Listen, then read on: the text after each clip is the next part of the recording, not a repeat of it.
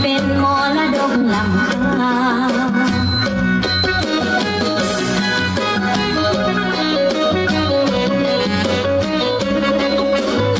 สีพันดอนวันนี้มีแสงสีงามตาภูเขาภูฟ้าพวงปราสาททั่วลากาแฟปักตองดังมองหานาผู้มอนทอพามีสาระหน้าหู